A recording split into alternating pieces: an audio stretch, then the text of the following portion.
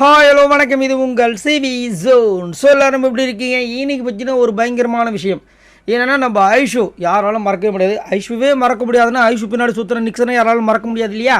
So Nixon வந்து பார்த்தீங்கன்னா நேற்று ரொம்ப நாள் கழித்து ஒளிஞ்சி மறைஞ்சி இன்டர்வியூவே கொடுக்கக்கூடாதுன்னு நினச்சி சரி ஒன்று கொடுப்போம் அப்படின்னு கொடுத்தாரு. அதில் அவர் பேசின முக்கால்வாசி இல்லை ஃபுல்லாகவே பொய் தான். அவ்வளோ பொய்களை பேசினார். ஆனால் இதையும் ஒரு சில உருட்டுகள் நிக்சனோட உருட்டுகள்லாம் சேர்ந்து ஒரே ஒரு இன்டர்வியூ கொடுத்து எல்லாருமே க்ளோஸ் பண்ணிட்டாரு அப்படின்னு என்னையா நடக்குது? ஒன்றுமே புரியலையா? அவங்க பைத்தியமா இல்லை நம்மளை பைத்தியம் நினச்சிட்டு பண்ணுறாங்களா? அவங்க ஒன்றுமே புரியலையாப்பான்ற மாதிரி இருந்துச்சு. ஸோ நேற்று வந்து அவர் வந்து ரொம்ப பெருசாக பேசியிருந்தார். பிரதீப்போட ஒரு விஷயம் பேசியிருந்தார். அந்த உருட்டுக்கு நிறைய பேர் கழுவி ஊற்றிருந்தாங்க. அந்த வீடியோ லாஸ்ட்டாக போஸ்ட் பண்ணியிருந்தேன். இப்போ வந்து ஐஷுவே வந்துட்டு நம்ம நிக்சனை கழுவி ஊற்றிருக்காங்க, வெளுத்து வாங்கியிருக்காங்க.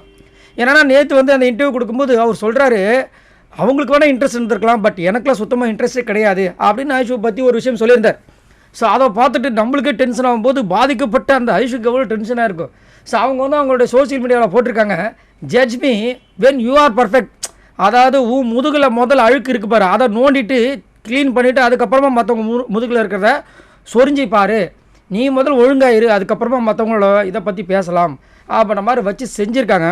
ஏன்னா இவர் வந்துட்டு வெளியே வந்து பேசுகிறதெல்லாம் என்னமோ இவர் உள்ளே வந்து உத்தமராக இருந்த மாதிரியும், இவர் மட்டும்தான் அந்த பிக் பாஸ் வீட்டுக்கு ரொம்ப நல்லவராக இருந்த மாதிரியும், மற்றவங்க வெளியே வந்து எல்லாருமே விடுற இது எல்லாமே கதை மாதிரியும் ஹட்டா என்னமா பேசுகிறாரு.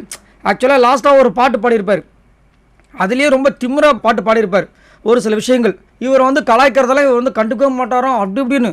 ஏன்ப்பா கலாய்க்கர், எங்களுக்குன்னு வேறு வேலையே இல்லையா? நீங்கள் பண்ணுறது பூராவுமே கேவலமான விஷயங்கள். அதை வச்சு செஞ்சால் ஒன்று அதுக்கும் டென்ஷன் ஆகிட்டு உள்ளேயும் இருக்க முடியல. இப்போது வெளியே வந்தாலும் எல்லோரும் கலாய்க்கிறாங்க. பாவமாக இருக்குது இவரை பார்க்க. ஆனாலும் பார்த்தீங்கன்னா அந்த கீழே ஒரு சில பேர் விழுந்தாலும் மீசையில் மண் ஓட்டாத மாதிரி ஒரு சீனை போடுவாங்க. அந்த மாதிரி ஒரு சீனை போட்டுட்டு இப்படி வந்துட்டு கூட இருக்கிற கண்டஸ்டன்ஸும் கழுவி ஊற்றுறாங்க, வெளியில் இருக்கிற ஆட்களும் கழுவி ஊற்றுறாங்க. எதுக்கு?